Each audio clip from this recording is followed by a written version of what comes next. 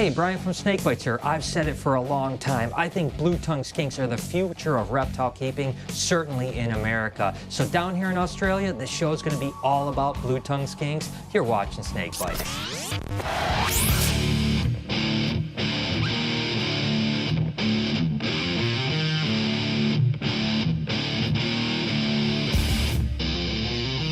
There's over 300 species of skinks in Australia, and this little guy here is called a pink-tongued skink. And unlike the bigger version of the blue-tongued skink, these guys only max out at about 17 inches, but they're still live bearers, having up to 25 babies. They're gonna feed on things like snails and little insects, and they're actually an arboreal lizard as well. So we found this guy on this tree right here. We're gonna go ahead and let him go and see what he does. What a cute little bugger, huh?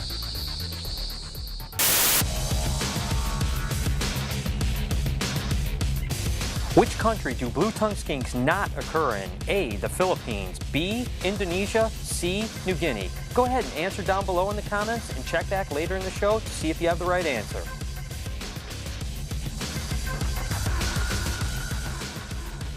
For this week's Reptile Report, we'll be highlighting leopard geckos. Go ahead and check out the URL down below or click on the link in the description.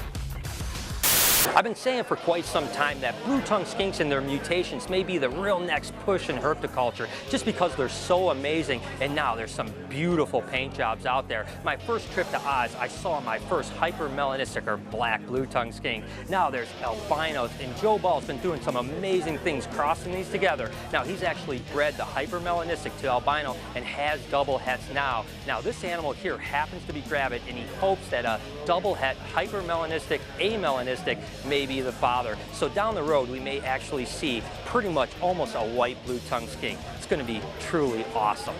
Now what I find interesting about the hypermelanistic or black blue-tongued skinks is the fact that it's actually a super version of a codominant mutation, or basically a visual heterozygous. Now this happens to be one of those visual hets or codom animals, and basically all it is much darker than a normal blue-tongued skink, about 2 shades darker. When you breed 2 of these together, bam, you produce the black one. That's one awesome animal. Take a look at this gorgeous animal here. This is a melanistic eastern blue-tongued skink, or Telinqua skinkoides. And the reason I think that the blue-tongued skinks have such a huge future in reptile keeping is really twofold. Number one, you can tell how placid they are. And number two, they're extremely easy to keep. Now, blue-tongued skinks are starting to come in some great paint jobs as well. But when it comes to husbandry, they're really simple. They typically just need a temperature of about 82 degrees with a hot spot of maybe 89 to 90 degrees. And in the wild, they're going to eat snails and vegetation. But in captivity, believe it or not, they're going to eat dog and cat food. Now, they're live bearers, having up to 12 to 15 babies, with some monster clutches being 25 babies, believe it or not. But I tell you what, I just can't wait to see what the future holds for these beautiful animals. Now, when it comes to melanistics, it's actually a recessive mutation, but the hets, believe it or not, will be visual hets. So when you breed them out, you can see the animals expressing some of the melanin. Bred back together, 1 in 4 are going to be these jet black animals with blue tongues. This was the exact animal that really made me start to get passionate about blue-tongued skinks. Okay guys, I've got a treat for you right now. This guy's name is Killer, and as you can see, he's a real demon, right? Not at all. It's beautifully tame. It's actually a northern blue-tongued skink, or an intermedia. Now they're typically going to get larger than the eastern version, and unfortunately they're much more aggressive when it comes to feeding and housing them together. If you put 2 intermediate together and don't keep a close eye on them, you're going to be in trouble for sure. Other than that, they're very similar as far as the care and husbandry as the easterns, but as you can see, they're really beautiful. Again, probably because of the area they're from, the camouflage. They're from the more red sand area, so of course they have that beautiful pattern to them. Other than that, they're just like the easterns, truly breathtaking animals. Here's another example of the polymorphism of color within the northern blue-tongued skinks. These guys are from Queensland, are much more silvery, but one of the things that you always see with the intermedia is the lack of the temporal stripe that the easterns have. Now this is a beautiful example of a blue-tongued skink. These are what they call blotched blue tongues, and they're most southern of the blue-tongued skinks, ranging all the way into Tasmania. Now the size on these guys are more typical to the easterns and certainly a lot smaller than the northerns, but their litter sizes are smaller as well, typically 10 to 12. But one of the things that's great about all blue-tongued skinks is their longevity in captivity. Believe it or not, easily going into 20 years, with some records being 30 to 37 years in captivity. Now that's pretty cool. And of course, they all have their namesake, which is that bright blue tongue, which is of course a threat mechanism to aggressive predators. I tell you, out of all the blue-tongued skinks, the naturally occurring color phases, the blotch is probably my favorite.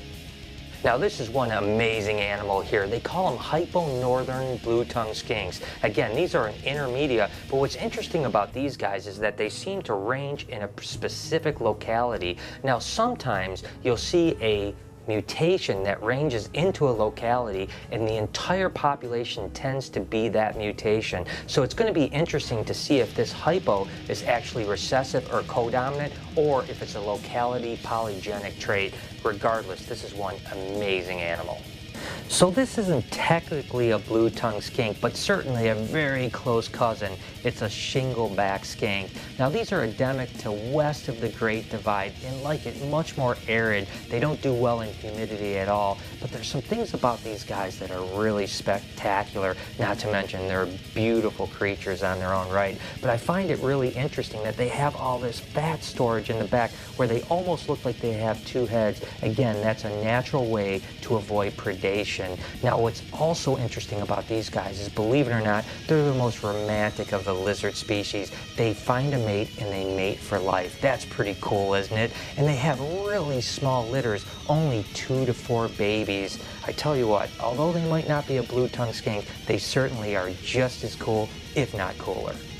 There's certainly a ton of cool skinks in Australia that aren't blue-tongued skinks, like these Cunningham skinks right here of the genus Agurnia. What makes these so interesting is their intelligence. Believe it or not, they live in social groups and will actually pair bond. They also live in the outcrops of sandstone, and these little spiky things all over them help them crawl into crevices, blow up, and you cannot get them out. It's a great defense mechanism. What's also interesting with their intelligence, there's been studies where if 2 Cunningham skinks go up to each other and lick each other twice, it means they know each other. If they lick each other 4 times, it means it's a stranger. That's some pretty incredible behavior from a lizard.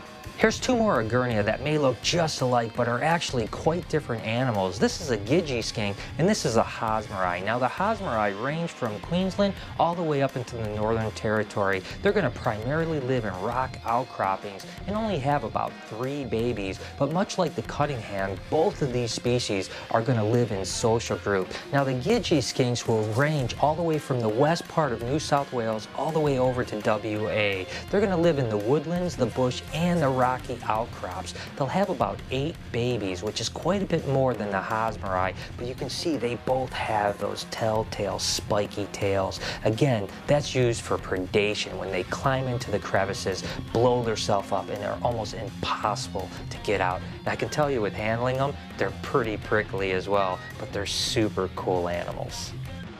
Well, I hope you guys have found a new fondness for these amazing animals that I love so dearly. There's no doubt that a big part of the BHP future has to be breeding blue-tongued skinks.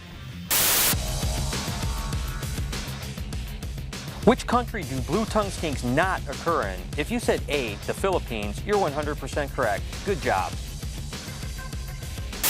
So there it is. I hope you guys enjoyed the show. Blue-tongued skinks are amazing animals, and I have no doubt they're going to be on the rise here in America. As always, I was tweeting and Facebooking my way through it, so make sure to follow me over at SnakeBytesTV. Till next week, you've been watching Snake Bites.